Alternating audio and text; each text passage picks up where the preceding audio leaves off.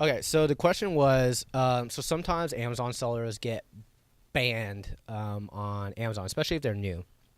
So this is somewhat of like a normal thing that can happen when you just open up an Amazon account. And then the most common reason is just like Amazon just enforcing some like safety protocols, right? So say like your account you just launch a product and it starts killing it in sales. Amazon might lock it down for like a velocity review, right? And it's really annoying. But the reason being is that there are culprits on Amazon that will like have these like fake listings on Amazon, and they'll go ahead and like put these like fake products like they'll sell like Apple iPhones for like $300, right? And all these people buy it, right? So Amazon will automatically limit that through their algorithm. To prevent some of those things, um, it's kind of hard to be honest. And what you want to do though, to when in that situation occurs, is you want to have a good plan of action to respond back to them. So there are a lot of templates on Amazon for when you run into these different scenarios, right? And you really want to be able to prove your case through a lot of documentation, such as invoices that, like, hey, these products are all real. They're all owned by me.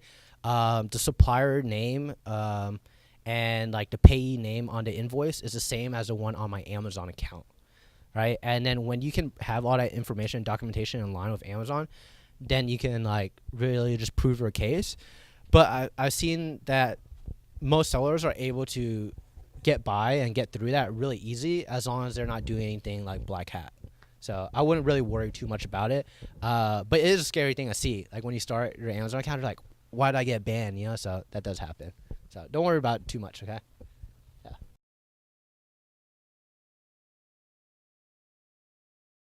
Yeah, no, that's a great question.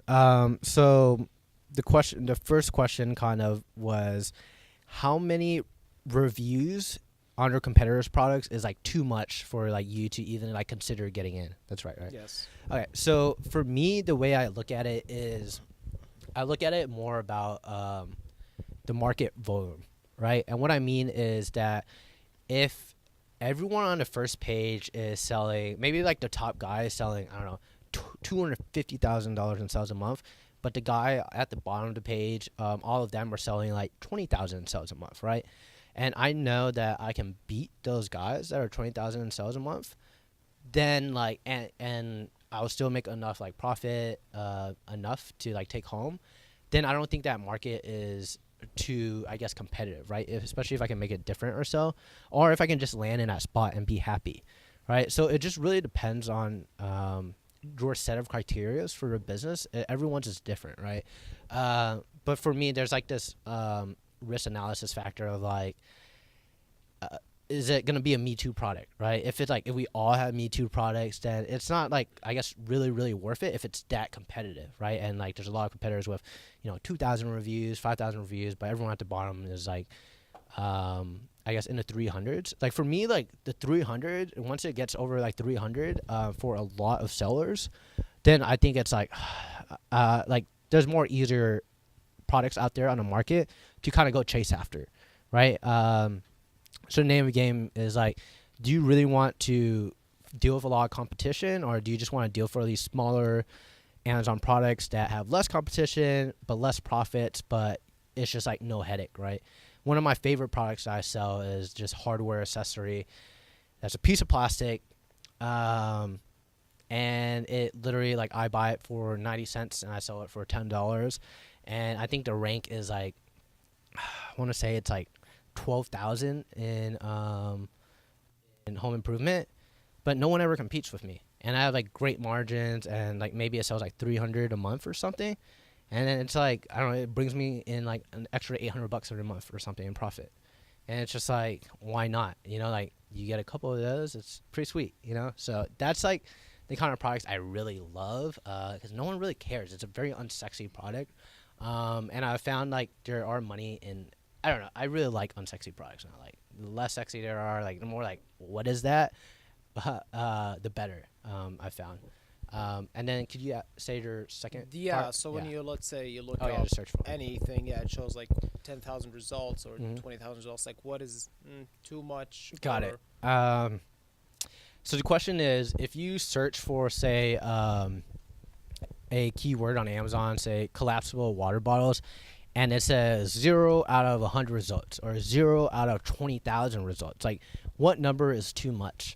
And to me, honestly, I haven't used that as like a huge factor, right?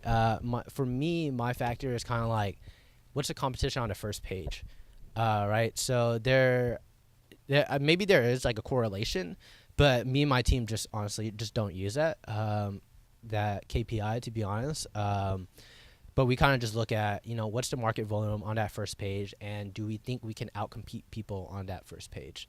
So yeah. Okay.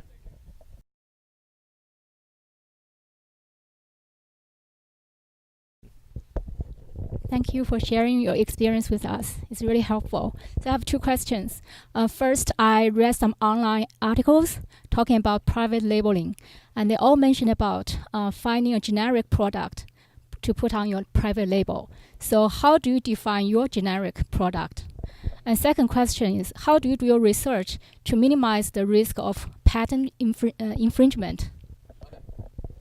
So generic products, right? So that piece of plastic product that I have on Amazon, so generally it's this is like another product research like rabbit hole you can kind of go down, is that there's a lot of companies out there such as like GoPro.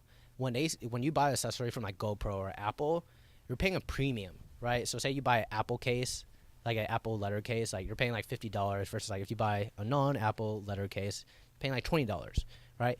Some of my products are exactly like that. Literally same thing as a brand name, but I just sell it as a competitive price because they have the brand and I don't, right? But I still have margins at the end of the day. So that's one of the examples of a generic product. In terms of generic products, you don't always want to sell a Me Too product, honestly. If you can just change it as much as selling it as a double pack, then that's huge, right? Don't discount the idea of selling a multi-pack on a product. It's one of my favorite things to do on Amazon, okay? And then your second question was, how do you deal with like pan issues, right? Like how do you do your research on that? And for me, like I have dealt with pan infringements before, right? I've lost money on selling Whirlpool water filters, okay? So I was selling these water filters on Amazon, and I saw all these other people selling. I was like, all right, I should be fine. But I didn't do my research, right? So there's websites out there like Google Pants is actually the easiest one to use. I think it's like pants.google.com. And using that, you just literally search like Whirlpool water filters. But like Whirlpool has like a ton of pants, so it's going to be like a little hard for you to really go through the entire list, right? But there are people on Upwork, right? And there's these agencies that I've used that are in Asia or the Middle East, where like they'll do the pan research for you, and they'll give you a really detailed report for like $200 of like you might infringe on this trademark, or you might infringe on this design patent, or you might infringe on this utility patent, right? Design patents and utility patents are two different things. Design patents are a lot easier to get around, right? Design patents is like, this is a square shape, and that's a design patent. A utility patent is this square shape is used for this purpose, right? And those are a lot more strong and hard to get around. So an example of that is like, have you guys ever heard of the squatty potty? It's like this little bench that helps you basically poop easier, right? Can you show us? But basically, it's they have a utility patent on it, right? And it's a stool. Like I don't know what the exact details of it is, but it's a stool that goes right in front of your toilet, and you put your feet on it, and it helps you poop easier, right? And so they have a utility patent on that. But when it comes to like a design patent, right? Say like, I have a shape of the squatty potty, and it's like, I don't know, like a square, right? And so if someone just like modifies that square to make it, I don't know, like 4 inches shorter here, have like a triangle thing in here, whatever, then that's a super easy workaround. So if you guys ever think about getting patents, always try to shoot for a utility patent. Design patents can scare people away in the first place too. But in general, try to do the research yourself through Google Patents to see if there's any issues. And then 2, if you really want to clarify and you don't want to get sued, just outsource it to like a team via Upwork, and they can help you like clarify those questions.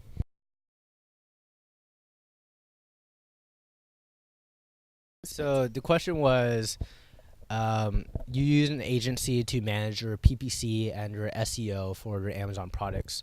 I wanted to clarify for your Amazon products, the SEO you were saying on site, you mean like on Amazon.com? Is that what you meant? On your webpage. Okay, so this is an interesting topic of discussion too, and there's many ways to run an Amazon business. Okay, one way is building the brand building route, right, where you focus on one product, and it's like the 80-20 rule of like just putting all your energy into like just one brand, right, and doing like SEO for that. Or the other side of the equation is, and this is what I like kind of shifted over to, is launching a lot of products on Amazon, right? Either way, there's nothing wrong with it, right? But what I found and what it's easier for my team is that we don't know SEO, right? We don't understand like how to do SEO or how to like really build a brand using like social media ads like all the time. But what we do know, since we've launched like over like 50 products, is like we know how to launch products on Amazon.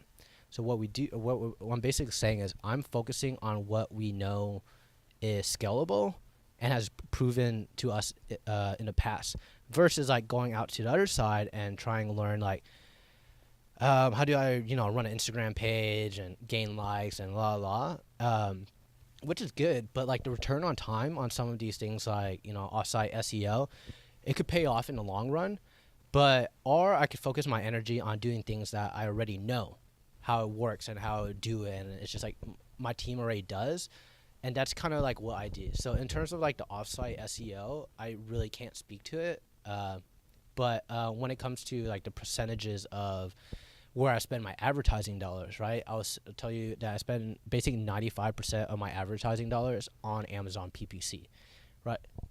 Yeah. And then the other 5% goes towards like Facebook ad like launches or doing like these giveaways to build my ManyChat audience. Okay.